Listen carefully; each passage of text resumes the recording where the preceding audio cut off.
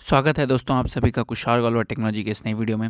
इस वीडियो में हम लोग अनबॉक्स करने वाले हैं एसर नाइट्रो 27 इंच का मॉनिटर, जो काफ़ी रिक्वेस्ट आया था नीचे कमेंट सेक्शंस में, तो मैंने इसको अनबॉक्स करने का और इसके ऊपर वीडियो बनाने का सोचा है। तो ये एक इनिशियल रिव्यू है। इसके ऊपर जो इश्यूज़ लोग फेस कर रहे हैं स्क्रीन ब्लीडिंग का और स्पेसिफिक डॉट्स आ रहा है आईपीएस डिस्प्ले होने की वजह से, थोड़ा सा डेड पिक्सल्स को लेकर के, उसको भी हम लोग वीडियो के अंत में दिखाएंगे आपको कि कैसे आप लोग मेक श्योर कर सकते हैं कि अगर आप ये मॉनिटर ले रहे हैं तो उसको अवॉइड करें और क्या आपको लेना चाहिए कि नहीं लेना चाहिए। उसके ऊपर एक फुल वीडियो भी आएगा। तो चलिए सबसे पहले अनबॉक्स कर लेते हैं। हम लोग का बॉक्स कंटेंट है Acer nitro x Vivo series का है, और ये जो है सो 27 इंच का 165 हर्ट्ज़ का 0.5 मिली सेकेंड रिस्पॉन्स टाइम का मॉनिटर है। 0.5 मिली सेकेंड रिस्पॉन्स टाइम आपको जनरली नहीं मिलेगा इस मॉनिटर में, क्योंकि ये monitor up to 0.5 millisecond का है। जनरली 2 मिली सेकेंड के आसपास इसमें रिस्पॉन्स टाइम रहता है। उसके बाद चलिए हम लोग बात कर लेते हैं इस मॉनिटर के प्राइसिंग के बारे में। यहाँ पे आप देख पा रहे होंगे कि बैक पर एक प्राइसिंग लिखा हुआ है, और उस प्राइस से मेरे को नहीं मिला है। ये प्राइस ऑलमोस्ट मेरे को 13,000 के आसपास मिला है। और ये एक आईपीएस डिस्प्ले क्लेम करता है, लेकिन मेरे हिसाब से एक वीए पैनल है, क्योंकि इसकी जो पिक्चर क्वालिटी है और व्यूइंग एंगल्स है जो काफ़ी एवरेज सी है। सो आप उसको कंसिडर कर सकते हैं। थोड़ा सा अगर कलर ट्विक करते हैं आप, तो आप इसको डेफिनेटली एक अच्छा लुक्स आपको प्रोवाइड करता है। तो चलिए हम लोग अनबॉक्स करते हैं मॉनिटर को। ये आप देख पा रहे होंगे कि हम लोग बॉक्स से इसको निकाल रहे हैं। बॉक्स निकालते ही हम लोग को सबसे पहले मिलता है एक स्टैंड, और स्टैंड का सेट, साथ में एचडीएमआई कॉर्ड है। इसका एचडीएमआई कॉर्ड जो है सो ऑलमोस्ट 165 हर्ट्ज़ तक का रिफ्रेश रेट सपोर्ट करता है, तो आपको डिस्प्ले पोर्ट को यूज़ करके लेना है 165 हर्ट्ज़ का आउटपुट। ये हम लोग का नीचे का स्टैंड है, वहाँ पे एक स्क्रू दिया हुआ है, उसको टाइटन अप करके आप हाथ से भी मॉनिटर को इंस्टॉल कर सकते हैं। तो चलिए हम लोग इसको इंस्टॉल करते हैं।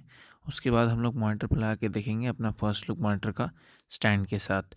तो ये जो मॉनिटर है ये ऑलमोस्ट 27 इंच में 165 हर्ट्ज़ का one of the only monitors है इस प्राइस पॉइंट पे। तो बहुत सारे लोग इस मॉनिटर को लेकर इंटरेस्टेड रहते हैं कि क्या उनको ये मॉनिटर कंसिडर करना चाहिए नहीं करना चाहिए।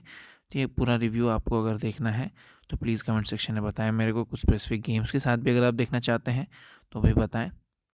तो हम लोग का जो मॉनिटर है सो देख पा रहे होंगे आप, पीछे से एकदम फ्लैट डिज़ाइन है। ये 10x10 mm का वेसा माउंट सर्टिफाइड मॉनिटर्स है। यहाँ पे 4 पोर्ट्स दिए हुए हैं, 3 पोर्ट है टू बी प्रिसाइज, 2 एचडीएमआई, एक डिस्प्ले पोर्ट है और एक ऑडियो आउटपुट का पोर्ट है। तो हम लोग चलिए स्टैंड को इंस्टॉल कर लेते हैं। स्टैंड को इंस्टॉल करना काफ़ी आसान है। हम जैसे ही स्टैंड को डालेंगे मॉनिटर के स्टैंड होल्डिंग पैटर्न पे, तो ऑटोमेटिकली क्लिक इन हो जाता है।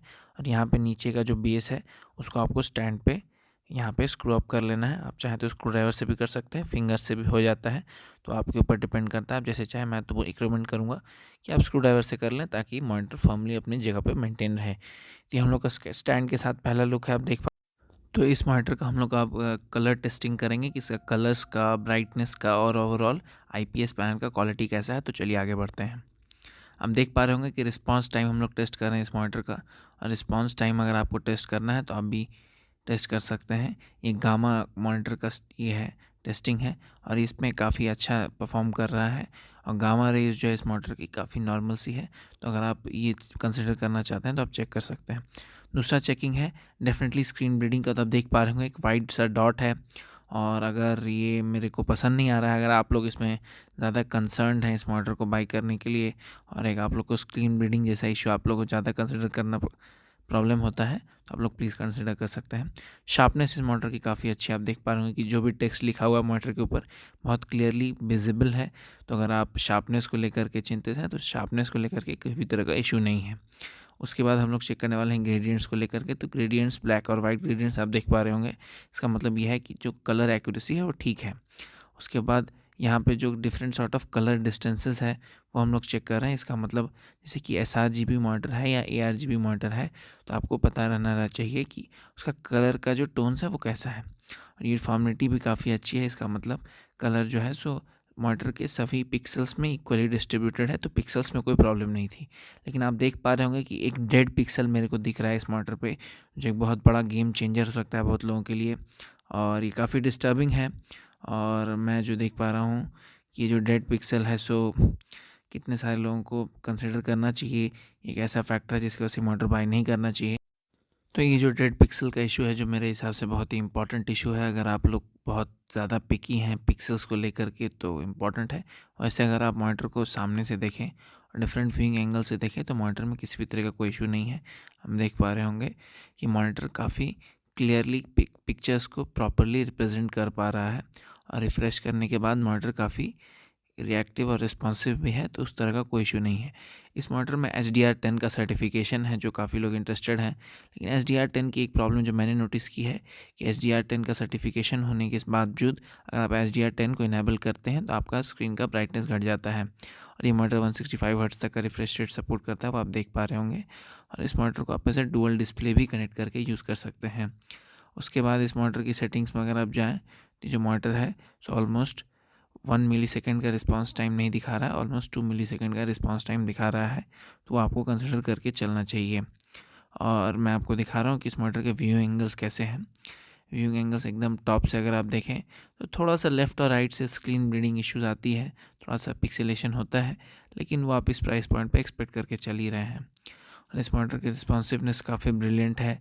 अगर आप किसी भी तरह का मेन्यू लेआउट पे क्लिक करते हैं तो रिस्पॉन्स काफ़ी क्विकर फास्ट है। और 165 हर्ट्ज़ से लेकर के 50 हर्ट्ज़ तक आप इसके रिफ़्रेश रेट को वेरिएबल रिफ़्रेश रेट तक लेके जा सकते हैं। लेकिन एक बात आपको याद रखने की ज़रूरत है कि आपको तब डिस्प्ले पोर्ट यूज़ करना पड़ेगा। HDMI में ये सिर्फ 144 हर्ट्ज़ तक एक्सेप्ट करता है। आप लोग मुझे कमेंट सेक्शन में बता सकते हैं कि आप लोग क्या अपने मॉनिटर को 144 हर्ट्ज़ पे यूज़ करते हैं या 165 हर्ट्ज़ को प्रेफर करते हैं। मेरे हिसाब से कोई ख़ास डिफरेंस है नहीं, तो ये बात आपको कंसिडर कर लेनी चाहिए कि 165 हर्ट्ज़ अगर आपको यूज़ करना है तो डिस्प्ले पोर्ट के साथ ही यूज़ कर सकते हैं। अब चलिए मॉनिटर का जो इनबिल्ट जॉयस्टिक है उसके थ्रू आपको मैं दिखाता हूँ कि मॉनिटर में क्या क्या सेटिंग्स है। इसमें आप डिफरेंट मोड सेट कर सकते हैं, ब्राइटनेस सेट कर सकते हैं और आउटपुट्स और इनपुट्स को सेट कर सकते हैं। ये ग्राफिक्स आउटपुट है, अगर आप गेम्स खेलना चाहते हैं तो उसके लिए रिफ्रेश रेट और रिस्पॉन्स टाइम यहाँ पे आइडियल रहता है। इको मोड में पावर कम यूज़ होता है और HDR में थोड़ा सा विविड कलर्स रहता है, लेकिन रिस्पॉन्स टाइम और रिफ्रेश रेट थोड़ा घट जाता है। उसके बाद आप स्पेसिफिक मोड्स को भी यूज़ कर सकते हैं। एक्शन, स्पोर्ट्स और रेसिंग के लिए स्पेसिफिक गेम मोड्स हैं, तो अगर आप इंटरेस्टेड हैं उसमें तो उसको भी आप कंसिडर कर सकते हैं। और अगर आपको मैं बताऊं तो आप इसको कस्टमाइज़ भी कर सकते हैं डिफरेंट सॉर्ट ऑफ मोड्स में, आप स्पेसिफिक गेम्स और स्पेसिफिक सिनेरियोज़ के लिए। लेकिन ये मॉनिटर की जो एक डिसएडवांटेज है, जो ये मॉनिटर कलर ग्रेडिंग और different sort of editing behavioural के लिए नहीं बना हुआ है, तो आपको ये मान के चलना पड़ेगा। इसमें आप आउटपुट और इनपुट भी सिलेक्ट कर सकते हैं। डिस्प्ले पोर्ट का यहाँ पे आप आउटपुट से अगर आप 2 मॉनिटर्स को यूज़ कर रहे हैं तो आप HDMI में भी शिफ्ट कर सकते हैं उसको। चलिए हम लोग बात कर लेते हैं इस मॉनिटर के कुछ पिक्चर क्वालिटी के बारे में, जो मैं आपको कुछ ब्राउजिंग करके या कुछ इमेजेस खोल के मैं आपको दिखाऊंगा। तो चलिए हम लोग कुछ इमेजेस खोलते हैं और मैं आपको बताता हूँ कि कैसे मैं इसके डिस्प्ले क्वालिटी को जज करता हूँ। तो चलिए आगे बढ़ते हैं। आप देख पा रहे होंगे कि हम लोग इमेज क्वालिटी टेस्ट कर रहे हैं और यहाँ पे डिफरेंट कलर्स आप देख पा रहे होंगे। सभी कलर को ये प्रॉपरली रिप्रेजेंट कर पा रहा है और सभी कलर्स इसमें क्रिस्पली और क्लियरली नज़र आ रहे हैं। तो ये कलर टेस्ट ये पास कर जा रहा है। लेकिन एक टेस्ट जो ये फेल कर जा रहा है वो है स्क्रीन ब्लीडिंग और डिफरेंट सॉर्ट ऑफ पिक्सेलेशन का, जो आप देख पा रहे होंगे। ये इशू का अगर ऊपर आपको और वीडियोस चाहिए तो प्लीज़ कमेंट सेक्शन में मेरे को बताएं। ये इशू काफ़ी डिस्टर्बिंग है, इसके ऊपर आप हाथ रखते हैं तब भी ये कहीं नहीं जाता है।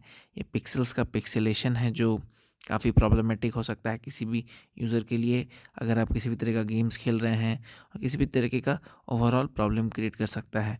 और स्क्रीन ब्लीडिंग भी आप देख पा रहे होंगे लेफ़्ट और राइट साइड से, जो IPS पैनल्स में जनरली होता है, लेकिन फिर भी यहाँ पे थोड़ा मॉडरेट से ज़्यादा स्क्रीन ब्लीडिंग है। तो इसको मैंने सॉर्ट आउट करने का भी कोशिश किया, लेकिन ये नहीं हो पाया।